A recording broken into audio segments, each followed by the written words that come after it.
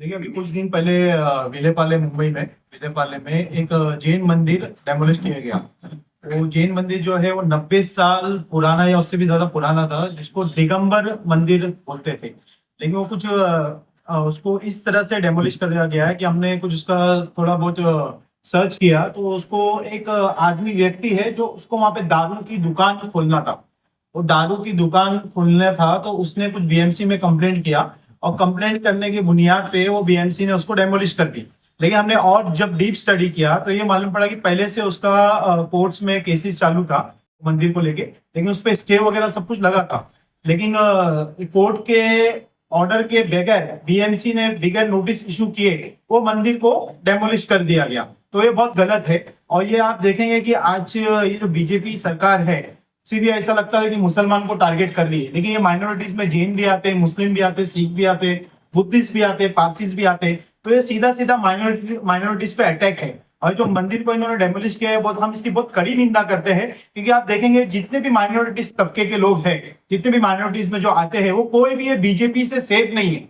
ये फासिस्ट ताकत वाले लोग हैं। इनको सिर्फ अपने अलावा और कोई नहीं दिखता हिंदुस्तान में। तो ये बहुत हम इसकी कड़ी निंदा करते हैं। और जिस तरह से इन लोगों ने मंदिर को डेमोलिश किया है, उसी तरह से वापस से मंदिर इनको बना के उनको देना है समाज को, जैन समाज को वापस से वही जगह पे मंदिर उनको बना के देना है। और हम अभी भी हिंदुस्तान की आवाम को, जो इंसाफ पसंद लोग हैं, हम अभी बोलेंगे आप बीजेपी को समझे कि ये क्या चाहती है। ये सिर्फ मुसलमान की दुश्मन नहीं है, ये हर वो माइनॉरिटीज की दुश्मन है जो इसके आंखों में नहीं बैठती है। आप देख लीजिए, दलित समाज इनके जुल्म से गुजर रहा है। आप देख लीजिए, सिख समाज, इससे पहले फार्मर्स प्रोटेस्ट हुआ, इनके जुल्म से गुजर रहा है। क्रिश्चियन समाज इनके जुल्म से गुजर रहा है। ये वक्फ बिल पास होने के बाद, वक्फ एक्ट पास होने के बाद, मैं समझता हूँ दूसरे या तीसरे दिन एमपी में या किधर पे, मध्य प्रदेश या राजस्थान में चर्च के ऊपर अटैक हो गया, भगवा झंडा वहां पे लहराया गया।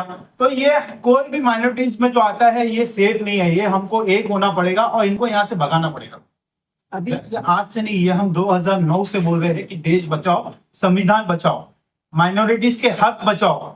ये हम आज से नहीं बोल रहे, हम ये 16 साल पहले से बोल रहे हैं। और वक्फ को लेके हमने 2019 में बहुत बड़ा आंदोलन किया था कि आने वाले वक्त में वक्फ बिल ये शायद पास करेंगे। अपनी अपनी वक्फ की प्रॉपर्टी बचाओ, अपने कागजात, अपने डॉक्यूमेंट्स को दुरुस्त करो, सही करो। ये आज से हम नहीं बोल रहे, लेकिन कोई इसके ऊपर ध्यान नहीं दिया, कोई इसके ऊपर अमल नहीं किया। लेकिन आज देख सब कुछ ये है। और ये वक्फ बिल जो इन्होंने एक्ट जो पास किया है, अभी सुप्रीम कोर्ट में इसका 5 तारीख तक स्टे है, तो हम सुप्रीम कोर्ट से उम्मीद भी रखते हैं। हम सुप्रीम कोर्ट को हम न्याय इंसाफ मानते भी है कि वहां से अच्छा न्याय और इंसाफ आएगा। हम ये भी उम्मीद में है कि 5 तारीख को एक ऐसा जजमेंट आएगा कि वक्फ एक्ट कैंसिल करने वाला जजमेंट आएगा, हम ये उम्मीद करते हैं। और ये वक्फ एक्ट जो इन्होंने लाए हैं, ये सिर्फ मुसलमान की प्रॉपर्टी संपत्ति को कब्जा करने वाली बात है।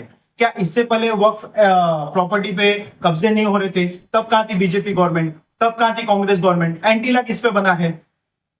कितनी सारी दिल्ली में, आप पूरे हिंदुस्तान में दिल्ली से लेके नीचे साउथ तक देखिए, फिर गोवा से लेके उड़ीसा तक देखिए, कितनी सारी वक्फ प्रॉपर्टीज पे कब्जा हो चुके हैं। तब ये लोग कहाँ थे? तो ये सब मिलीजुली सरकार की साजिश है, और इसको हम इंशाल्लाह चलने नहीं देंगे। जिस तरह से एसडीपीआई ने भी पेटिशन दाखिल किया है। ये पेटिशन दाखिल करने का भी एक तरीका रहता है। ये पेटिशन तब दाखिल किया जाता है जब एक्ट पास हो। जब तक ये एक्ट पास नहीं होता, जब तक इसका गैजेट नहीं निकलता है, एक्ट पास नहीं होता, तब तक ये पेटिशन डाल के भी मतलब नहीं है। और एसडीपीआई ने वही पूरा तरीके से देखा। जब एक्ट पास हो गया तो उसके ताबड़तोड़ शाम में ही हमने ये पेटिशन को ऑनलाइन दाखिल कर दिया। अभी एसडीपीआई भी इसमें पेटिशनर है, और इंशाल्लाह हमको बहुत अच्छी उम्मीद है कि हमारे को कैसा टेक्निकल पॉइंट्स पे इसको आर्गुमेंट करना है और कैसा इसको रोकना है, वो हमारे वकील सब रेडी है उसके पे। हम कड़ी निंदा करते हैं। हम सरकार से ये भी बोलते हैं, जो आप दादागिरी जो कर रहे हो माइनॉरिटीज के ऊपर, वो बंद किया जाए। आप दारू, जो मैंने इससे पहले जैसे बोला, इसको दारू की दुकान खोलना था, वो तो दारू की दुकान खोलने से लोगों को नुकसान है, उनकी सेहत को नुकसान है। आप उसको चालू करने के, रोकने की जगह आप उसको चालू करने दिया जा रहा है, उसको सपोर्ट किया जा रहा है। उसके बोलने पे आप मंदिर को डेमोलिश किया जा रहा है। तो ये कतई हम इसकी कड़ी निंदा करते हैं। और हम आपको सरकार से ये भी अपील करते हैं, जैसे आपने तोड़े, उससे अच्छी मंदिर आप जैन समाज को बना के दीजिए। माइनॉरिटी और अल्पसंख्यक की जो बात करने वाले दूसरी जो पार्टी, उसके बारे में आपका क्या कहना है? देखिए, दूसरी पार्टी सिर्फ बातें करती है। ये हम आज से नहीं देख रहे हैं, जब से देश आजाद हुआ है 15 अगस्त 1947 के बाद से ये सिर्फ बातें करती है, काम नहीं करती है। जैसे आप ले लीजिए, 1947 के बाद देश आजाद हुआ, 2 साल के बाद बाबरी मस्जिद को ताला लगा दिया गया। है ना। 75 साल कांग्रेस ने मुसलमान का खूब भर भर के वोट्स लिया, लेकिन जुल्म किसके हुआ? मुसलमान के ऊपर ही हुआ। बेगुनाह मुसलमान आज भी सलाखों के विषय बंद है, किसके दौर में हुए? कांग्रेस के इसमें हुए। बाबरी मस्जिद शहीद हुई, किसके दौर में हुई? कांग्रेस के दौर में हुई। गोधरा कांड किसके दौर में हुआ? कांग्रेस के सरकार में हुआ। तो ऐसे बहुत सारी चीज है जो सो कॉल्ड सेक्युलर अपने आप को बोलते हैं, लेकिन ये सिर्फ नाम के सेक्युलर लोग हैं। बाकी कहीं ना कहीं आप देखेंगे ये कहीं ना कहीं बीजेपी से मिले हुए। कुछ लोग हैं जो खुल के मिले हुए हैं, कुछ लोग जो है वो खामोशी रहकर पीछे से सपोर्ट करने वाले लोग हैं। तो ये सब जितने भी इंडिया अलायंस बोलो या एनडीए बोलो, ये जितने भी लोग हैं ये सब बीजेपी की ए टीम है। बिल जब पास हो रहा था, जब पास हुआ, फिर जेपीसी में गया, फिर वापस पार्लियामेंट में आया, फिर राज्यसभा में पास हुआ, कहां थे शरद पवार जी? कहां थे राहुल गांधी जी? जब डिबेट का टाइम था, आर्गुमेंट का टाइम था, तब राहुल गांधी वो टाइम पे थे नहीं। वो रात को अपनी गाड़ी से उतरते सिर्फ वोट देने जाते कि मैं इसके खिलाफ हूं। कहां थी प्रियंका गांधी मैडम? कहां थे और भी दूसरे सेक्युलर नेता? और दूसरा ये जो अजीत पवार जी थोड़े दिन पहले इफ्तार पार्टी में आप देखेंगे वो बोल रहे कि मुसलमान को जो भी आग दिखाया मैं उसको छोड़ूंगा नहीं। अब वक्फ बिल जो पास कर दिया, मुसलमान की प्रॉपर्टी पे कब्जा करने की बातें कर रही है, तो कहाँ है अजीत दादाजी? क्यों नहीं उनको छोड़ा जा रहा है? और मैं साथ साथ में आपको ये भी आपके न्यूज माध्यम से बोलना चाहता हूँ कि जो भी ये पार्टी को सपोर्ट कर रहा है, चाहे इंडिया अलायंस हो, एनडीए हो या महायुति की से जो गठबंधन हो, जैसे अजीत पवार दादाजी की, ये जितने भी इनके लीडर्स वो कार्यकर्ता है, इनको फौरन रिजाइन देना चाहिए। कि आज ये जो अटैक है ये सिर्फ मुसलमान समाज पे नहीं है, ये जो अटैक है माइनॉरिटीज पे है, ये जो अटैक है संविधान पे है, ये जो अटैक है देश पे है। तो अगर आज भी आप इनके साथ रह के और आपकी आंखें नहीं खुल रही है, तो मैं समझता हूं कि आपके माइंड और आपके जो दिमाग है वो लॉक हो चुके हैं। आपको जागने की जरूरत है। आप इनको छोड़ो, कल के दिन ये आपको भी नहीं छोड़ेंगे। अभी भी मौका है, एक हो जाओ। एक हो जाएंगे तो हम ये देश को और संविधान को आसानी से। यहाँ का जो मुमरा की बात है, जो इससे पहले अभी एमएलए इलेक्शन हुआ तो सेक्युलर आवाज के नाम पे जितेंद्र अवार्ड जी को जिताया गया।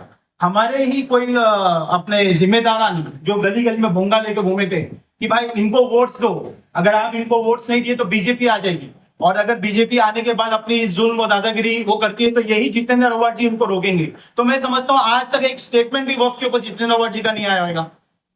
आप वक्फ को ले रहे हैं, आप मुमरा की वक्फ प्रॉपर्टी को बताओ ना, कहाँ है मुमरा की वक्फ प्रॉपर्टी? कहाँ है वो रिजर्वेशन प्लॉट्स जो अवाम का था? कहाँ है गार्डन? कहाँ है यहाँ पे प्लेग्राउंड?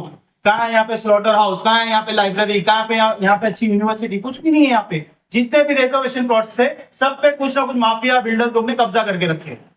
तो ये दरअसल पूरा सीधा सीधा अपनी कमाई, खुद की कमाई, अपने बैंक बैलेंस को बनाने के चक्कर में ये आवाम को खड्डे में डाले हैं। ये आवाम को सोचना होगा, और आने वाले वक्त में जो कॉर्पोरेशन इलेक्शन है उसमें आप अपना कीमती वोट्स जो है सोच समझ के दीजिए। आज आप अपना वोट दिए, लेकिन आपके जितने भी वोट्स है वो सब वेस्ट हो गए। क्या आज पब्लिक में इतना गट्स है कि हम हमारे एमएलए को या ऑपोजिशन लीडर नजीब मुल्ला जी को क्वेश्चन करें? आपने हमारा 60,000 वोट्स लिया नजीब मुल्ला जी ने, 1,56,000 जितेंद्र अवार्ड जी ने वोट्स लिया, लेकिन हमने वोट देने के बाद हमारे ऊपर ही जुल्म हो रहा है। क्या आप हमारी इंसाफ, आप हमारे हक की आवाज बनोगे? आप हमको इंसाफ दिलाओगे? कोई नहीं है, कोई उनसे सवाल करने वाला नहीं है। एक्चुअली हम आवाम लोग बहुत बड़े बेवकूफ है। क्यों? हम वोट देते ऐसे नेता को जो हमारे काम नहीं आएगा। हम गली गली घूम के उनका प्रचार करते, मेहनत करते, उनको वोट दिलाते, लेकिन जीतने के बाद यही नेता अपने घर में आराम करते हैं। और सफर कौन करता है? हम जैसे पब्लिक बाहर निकल के मोर्चा दे रहे, आंदोलन कर रहे, फिर बीजेपी मुर्दाबाद बोल रहे। अरे भाई अपने वोट्स को समझो। जो 5 साल में एक बार आता है तो उसको समझो, उसकी ताकत को समझो, और वोट देने के टाइम 10 बार सोचो कि इन्होंने हमारे साथ किया क्या है, हमको क्या फायदा पहुंचाया, हमको क्या नुकसान पहुंचाया। जब आप ये फायदा नुकसान समझ जाओगे ना, तो आपका वोट खुद ही अच्छी जगह और अच्छे पार्टी को जाएगा। ये समझना बहुत जरूरी है। अगर ये आने वाला शायद कॉर्पोरेशन इलेक्शन आप लोग के लिए बहुत इंपॉर्टेंट है। अगर आप लोग अभी भी एसडीपीआई जैसी पार्टी को वोट देके नहीं जीता है, तो ये आने वाले वक्त में मैं समझता हूँ कि वोट देना भी हमारे शायद नसीब है। एसडीपीआई को आप समझिए, एसडीपीआई 16 साल से लोगों को यही समझा रही है, देश बचाओ संविधान बचाओ। एसडीपीआई बीजेपी की प्लानिंग से बहुत अच्छे से वाकिफ है कि ये क्या पार्टी है। तो आप जो लड़ने वाला, जो बीजेपी से लड़ने वाली जो मजबूत पार्टी है, वो वाहिद पूरे हिंदुस्तान में सिर्फ एसडीपीआई है। अगर आज अभी भी आप एसडीपीआई को सपोर्ट नहीं करें तो आने वाले वक्त में रोने के अलावा कुछ भी नहीं देंगे।